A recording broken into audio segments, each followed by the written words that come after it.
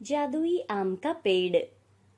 रामपुर गांव में अशोक नाम का एक किसान अपनी पत्नी सुमित्रा और दो बेटों के साथ रहता था। उसके पास खेती करने के लिए कुछ जमीन थी और एक हिस्से पर आम के पेड़ों का बाग था, जिससे वो अपने घर की जरूरत को पूरा कर रहा था। अशोक के बड़े बेटे का नाम सुभाष और छोटे बेटे का नाम भोला था।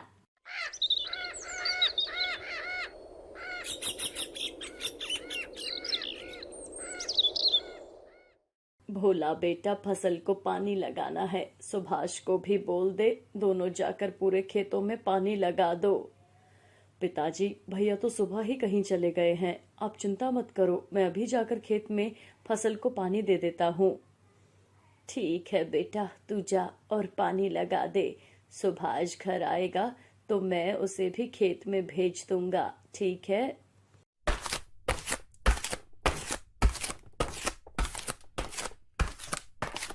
भोला खेत में जाता है और फसल को पानी देने लगता है।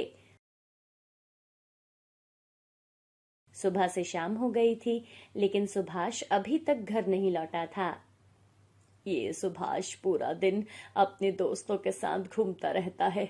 ये नहीं कि अपने छोटे भाई की काम में मदद कर दे। नालायक कहीं का। मैं तो कितनी बार इसे समझा चुकी हूँ कि काम पर ध्यान दे, लेकिन नहीं। क्यों ना हम इसकी शादी कर दें, शादी के बाद खुद ही सुधर जाएगा।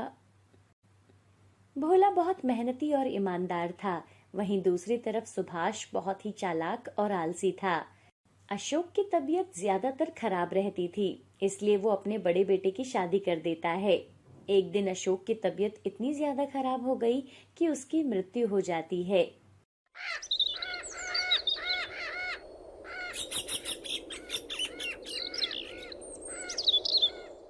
सुनो जी, मुझसे ना अब और सेवा नहीं की जाती। आप सासू माँ से बोल दो कि घर का बंटवारा कर दे। अरे भाग्यवान, पिताजी को गुजरे हुए अभी कुछ ही दिन हुए हैं, ऐसे में माँ जी को बंटवारे के लिए कैसे बोल दूं? अगर भोला की शादी हो गई ना तो माँ जी ना सारी चीजें उसी को दे देगी, समझे आप? और वो भी उनका लाडला बेटा है ये तो। यही मौका है, खेत का हिस्सा तुम रख लो और उसको ना आम के लगे पेड़ वाला हिस्सा दे दो। वैसे भी वो आम के पेड़ अब किसी काम के तो है नहीं, कोई फल वल तो आता नहीं है उन पर। सुभाष अपनी बीवी की बात मानकर अगली सुबह अपनी माँ के पास जाता है। माँ, मैं चाहता हूँ कि आप भोला और मुझ में बंटवारा कर दो। अरे बेटा, कैसी बातें कर रहा है तू? ये सब तुम दोनों का ही तो है, तुम दोनों को मिलजुल कर ही रहना है। तभी वहां भोला भी आ जाता है और उन दोनों को देखकर भोला बोलता है। क्या हुआ माँ, आप कुछ परेशान लग रही हो? अरे मैं माँ से बोल रहा था कि उन्हें अब हम दोनों के बीच बंटवारा कर देना चाहिए। आपको जैसा ठीक लगे आप वैसा कर लीजिए भैया। आप जो करोगे हम सबके भले के लिए ही करोगे। सुभाष जमीन के बंटवारे के लिए कागजात बनवा लेता है और सारी जमीन ले लेता है और आम के पेड़ों वाला बाग भोला को दे देता है। ये सब देखकर सुमित्रा भोला से बोलती है। बेटा, तेरे भाई ने तेरे साथ धोखा किया है। उसने तुम्हें आम के पेड़ वाली जमीन दी और खुद खेती करने के लिए बाकी खेत ले लिए। अरे माँ, भैया ने कम मेहनत वाला काम मुझे दिया है। देखो ना, मुझे तो आम होते ही उन्हें उतार कर बाजार में बेचना है, पर भैया को खेतों में दिन रात मेहनत करनी पड़ेगी ना। भोला मन ही मन जानता था कि उसके भाई ने उसके साथ धोखा किया है। लेकिन बेटा, जब आम खत्म हो जाएंगे तब तू क्या करेगा? इस बात का जवाब भोला के पास भी नहीं था और वो चुपचाप वहां से चला जाता है। दूसरी तरफ आशा और सुभाष बहुत खुश थे, क्योंकि अब उन्होंने सारी जमीन हथिया ली थी। सुभाष कुछ जमीन बेचकर अपने लिए अलग घर बना लेता है, जहां वो और उसकी बीवी रहते थे। देखा सुभाष जी, अगर मैं ना होती ना तो सारे खेतों का बंटवारा हो जाता और ये घर भी नहीं बन पाता। लेकिन आशा, पहले तो खेतों में भोला खेती कर दिया करता था, अब तो हमें ही काम करना पड़ेगा ना। आप भी ना बिल्कुल नहीं समझते जी। अरे अब ये भोला पूरा दिन आम के पेड़ों पर करेगा क्या? वहां कौन सा आम लगते हैं? आप ना उससे मजदूरी करवा लिया करना और हम उसे खाने के लिए एक वक्त का खाना दे दिया करेंगे। ऐसे ना हमें एक मजदूर भी मिल जाएगा। अगली सुबह आज आम के पेड़ देख कर आता हूँ क्या पता उन्हें गुड़ाई और खाद की जरूरत हो। ये सोचकर भोला आम के पेड़ देखने जाता है। वहां जाकर वो देखता है तो पेड़ों पर बिल्कुल भी फल नहीं लगे हुए थे। पहले तो मैं यहाँ की सफाई कर देता हूँ और सब पेड़ों की गुड़ाई करके खाद डाल देता हूँ और पानी डाल देता हूँ। भोला पेड़ों के आसपास की साफ सफाई कर देता है और सभी पेड़ों में खाद डालकर उनको पानी देता है। तभी वहां सुभाष भी आ जाता है।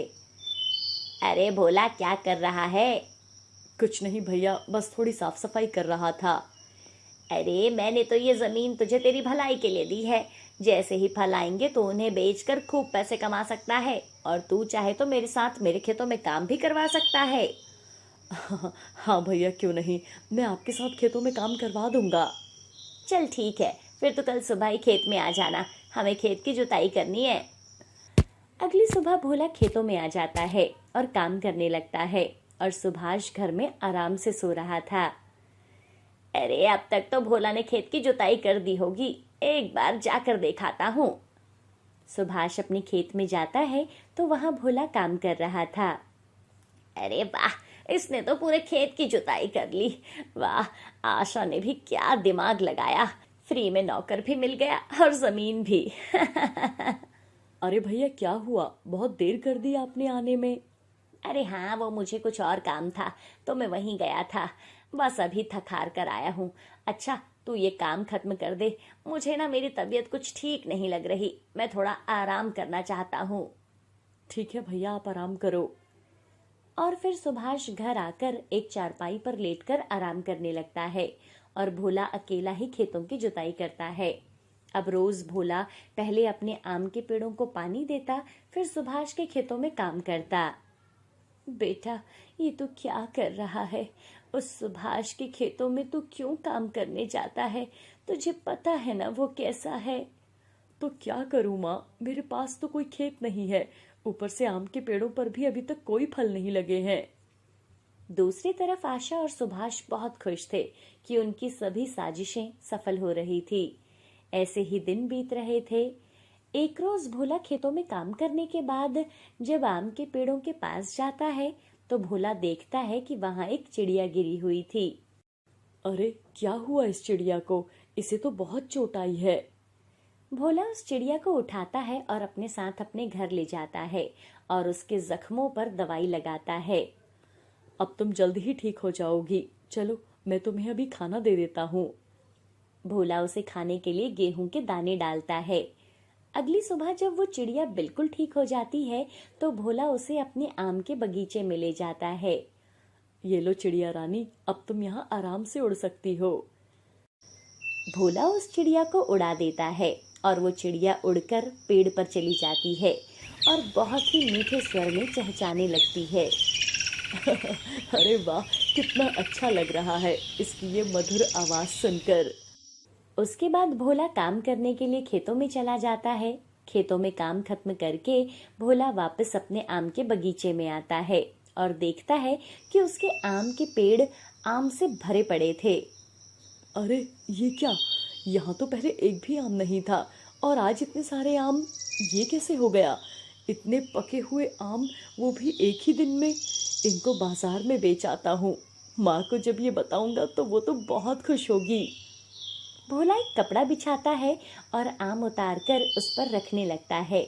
भोला बाजार में जाकर सारे आम बेच देता है और घर के लिए खाने का सामान ले आता है।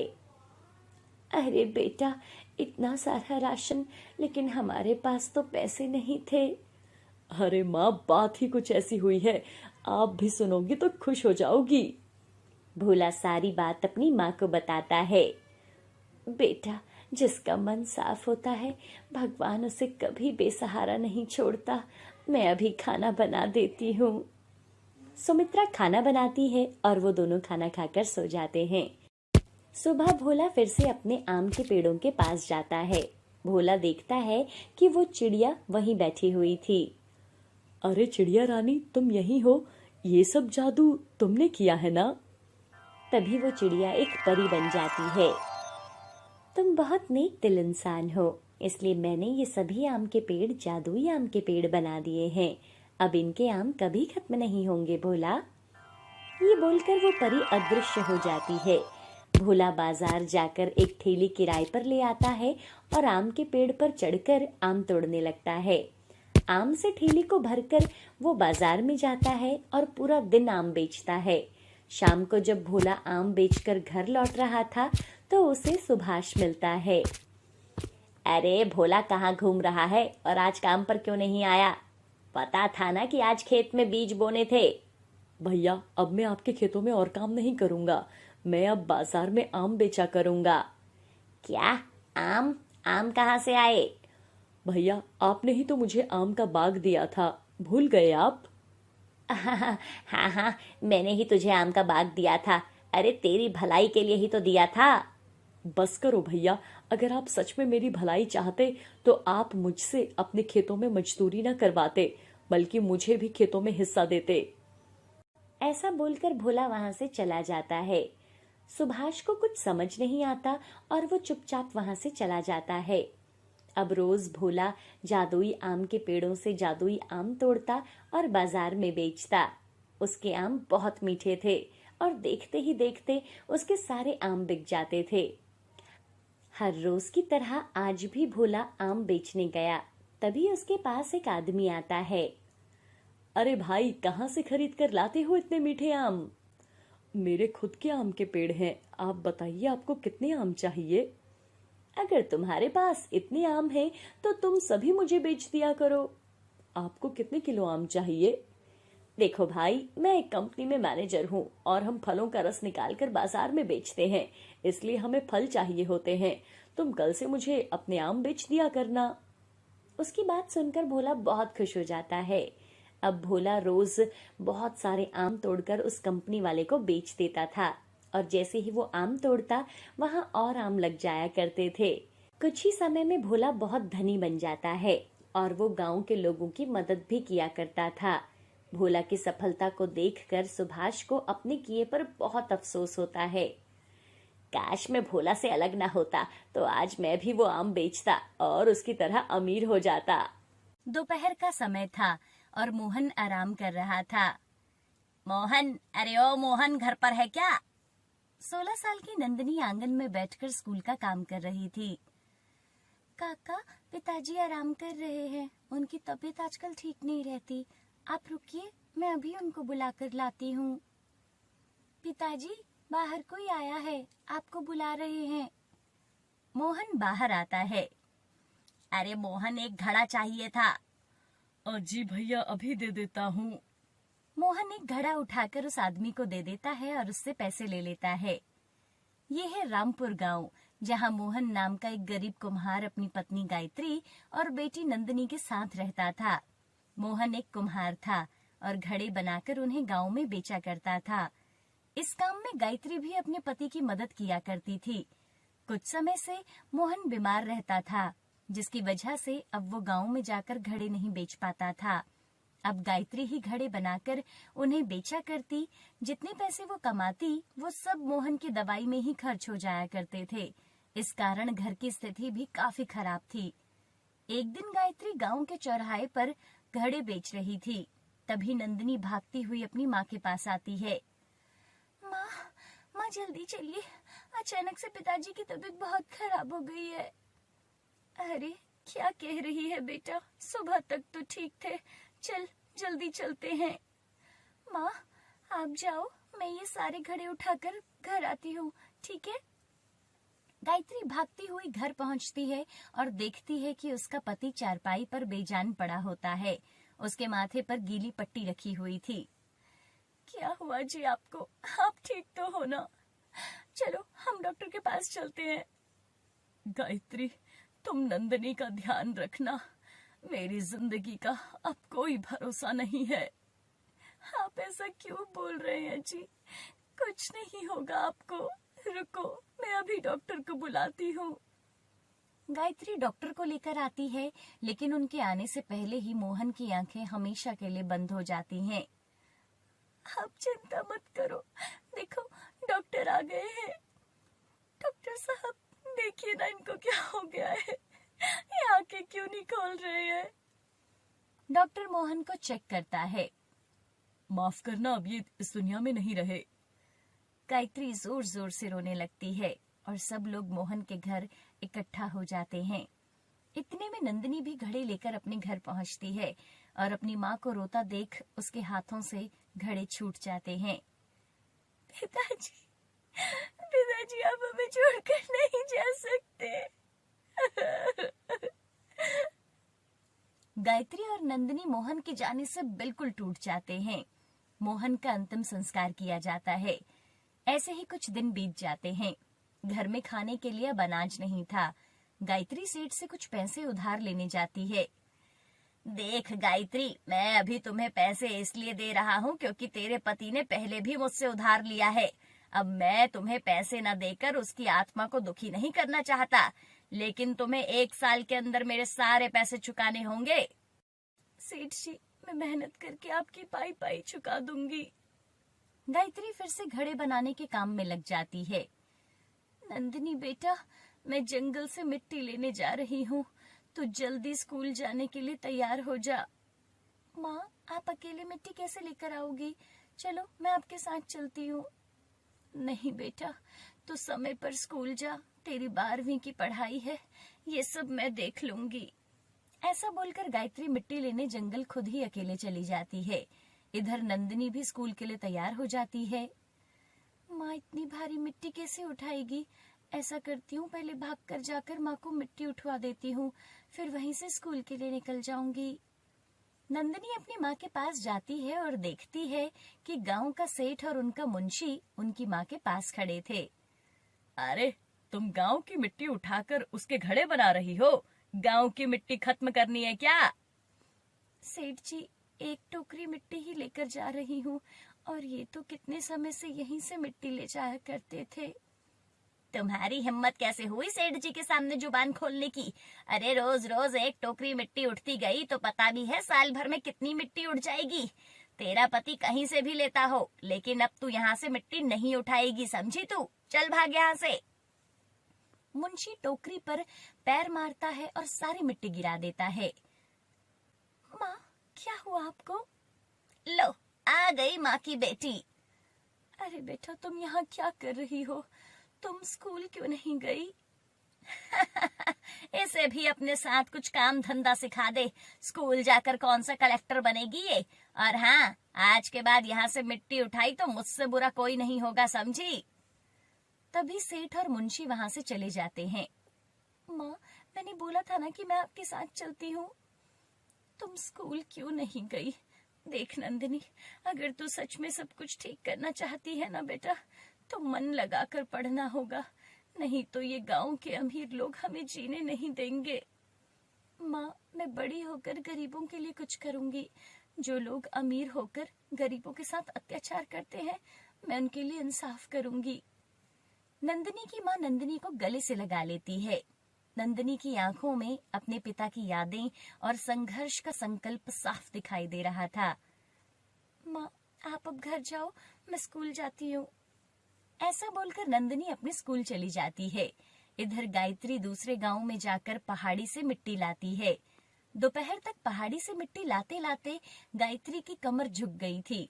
घर आकर गायत्री मिट्टी से घड़े बनाने की प्रक्रिया को शुरू करती है। नंदिनी स्कूल से आकर अपनी माँ के साथ घड़े बनाने में मदद करती थी।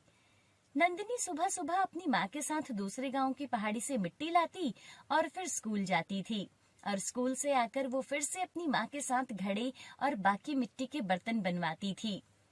एक रात, बेटा थोड़ा आराम कर ले, रात के 12 बज चुके हैं, सुबह तुम्हें स्कूल भी तो जाना है। बस माँ, थोड़ी देर और, आज ये सारे बर्तन बनाकर ही सोऊंगी। आप सो जाओ माँ, मेरी चिंता मत करो। नहीं बेटा, ऐसे तू बीमार हो जाएगी। नहीं माँ, मुझे कुछ नहीं होगा, वैसे भी मैं तो मेहनत कर रही हूँ ना, और मेहनत करने से कोई बीमार नहीं होता। गायत्री अपनी बेटी को गर्व से देखती है। नंदिनी का हौसला देखकर उसकी आंखें नम हो जाती हैं। कुछ देर के बाद नंदिनी सारे बर्तन बना देती है और फिर सो जाती है। ऐसे ही समय बीत रहा था। नंदिनी 12वीं की परीक्षा अच्छे नंबरों से पास कर लेती है। अभी कॉलेज जाने में उसे कुछ समय था, इसलिए वो अपनी माँ की मदद करती थी। एक दिन गायत्री और नंदिनी एक चौराहे पर घड़े बेच रही थी। तभी इतने में गांव का साहूकार सुखीराम सेठ के वहां से गुजर रहा था। गायत्री को देखकर वो वहां आता है और उसके साथ कुछ गुंडे भी। अरे कर्ज की किश्त का क्या हुआ? अभी तक पैसे नहीं दिए? सेठ जी, बस 1 महीने का और समय दे दीजिए। घड़े बेचकर जैसे ही पैसे आएंगे मैं आपके सारे पैसे चुका दूंगी। अरे बस बस बस, बहुत हो गया तेरा नाटक, तुझे तो मैं बताता हूँ। सेठ अपने गुंडों को इशारा करता है। गुंडे उनके घड़े उठाने लगते हैं और उनको जमीन पर फेंकने लगते हैं। ये आप क्या कर रहे हो? छोड़ो हमारे घड़ों को। सेठ का आदमी गायत्री को धक्का देता है और गायत्री जमीन पर गिर जाती है। नंदिनी ये सब देखकर गुस्से से तिलमिला उठती है। माँ, आप ठीक तो हो ना? नंदिनी अपनी माँ को उठाती है। ये सब क्या हो रहा है? मैं अभी पुलिस को बुलाऊंगी। तू मुझे धमकी देगी? चल भाग यहाँ से। नंदिनी की आंखों में आंसू और गुस्सा दोनों थे। तभी गांव का मुखिया वहां से गुजर रहा था। वो ये सब देखकर वहां पहुंचता है। अरे सुखीराम, तुम यहाँ क्या कर रहे हो? अरे मुखिया जी, मैं इनसे अपना कर्ज लेने आया हूँ। तो ये कौन सा तरीका है तुम्हारा कर्ज लेने का? इस प्रकार लोगों को मारकर कर्ज लिया जाता है क्या?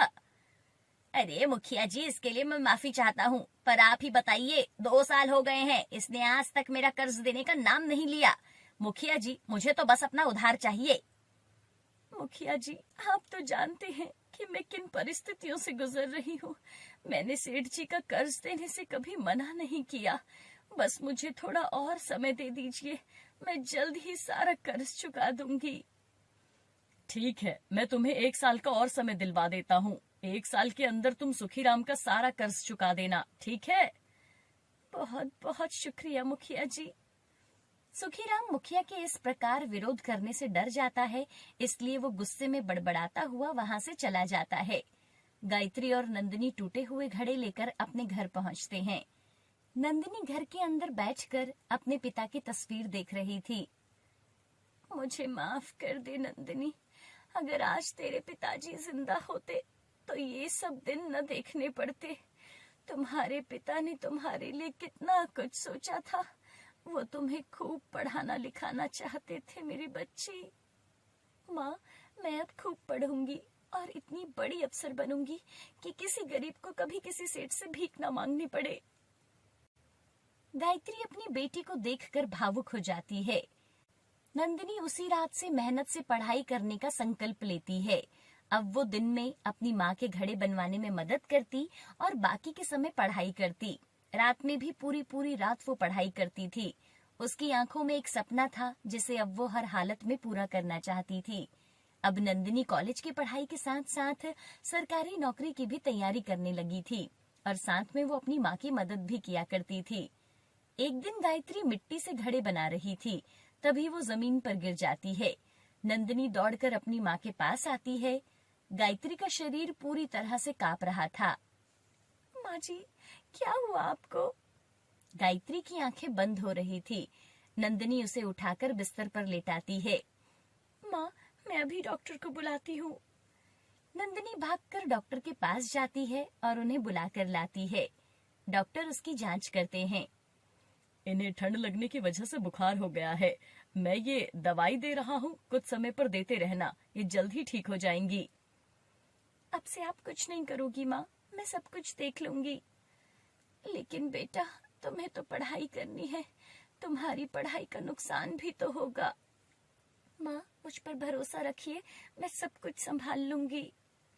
अब नंदिनी सुबह पहाड़ी से जाकर मिट्टी लाती और फिर दिन में घड़े बनाकर उन्हें बेचने जाती। उसके बाद वो रात को मन लगाकर पढ़ाई करती थी। कुछ ही दिनों में नंदिनी का एग्जाम था। भगवान, मुझे शक्ति दो कि मैं अपनी माँ को खुशहाल जीवन दे सकूं। वो खुद से वादा करती है और खूब मन लगाकर पढ़ाई करती है और अपना एग्जाम देती है। उसका एग्जाम बहुत अच्छा हुआ था। एक दिन गायत्री और नंदिनी घर में बैठकर घड़े बना रहे थे। तभी सेठ अपनी बड़ी सी गाड़ी में बैठकर गायत्री के घर आता है और साथ में अब नंदिनी सुबह पहाड़ी से जाकर मिट्टी लाती और फिर दिन में घड़े बनाकर उन्हें बेचने जाती। उसके बाद वो रात को मन लगाकर पढ़ाई करती थी। कुछ ही दिनों में नंदिनी का एग्जाम था। भगवान, मुझे शक्ति दो कि मैं अपनी माँ को खुशहाल जीवन दे सकूं। वो खुद से वादा करती है और खूब मन लगाकर पढ़ाई करती है और अपना एग्जाम देती है। उसका एग्जाम बहुत अच्छा हुआ था। एक दिन गायत्री और नंदिनी घर में बैठकर घड़े बना रहे थे। तभी सेठ अपनी बड़ी सी गाड़ी में बैठकर गायत्री के घर आता है और साथ में 2 गुंडे भी थे। अब तेरा कर्ज बहुत बढ़ गया है। अगर निश्चित समय तक पैसे नहीं चुकाए तो ये तेरा घर मेरा हो जाएगा, समझी? सेठ जी, थोड़ी मोहलत और दे दीजिए, मैं जल्द ही आपके सारे पैसे चुका दूंगी। अरे बुढ़िया, और कितना समय चाहिए तुझे? ये घर चुपचाप खाली कर देना, नहीं तो मैं खुद तेरा सामान उठाकर फेंक दूंगा, समझी? ये सब देखकर नंदिनी बहुत गुस्से में आ जाती है। सेठ, गरीब होना कोई गुनाह नहीं है। हम मेहनत करते हैं, तुम्हारे पैसे चुका देंगे, समझे? तू पैसे चुकाएगी क्या? अरे पहले अपनी हालत देख। 2 महीने के अंदर मुझे ये घर खाली चाहिए, समझी? ऐसा बोलकर सेठ और उसके आदमी वहां से चले जाते हैं। तभी एक डाकिया उनके पास आता है और उनको एक लिफाफा देता है।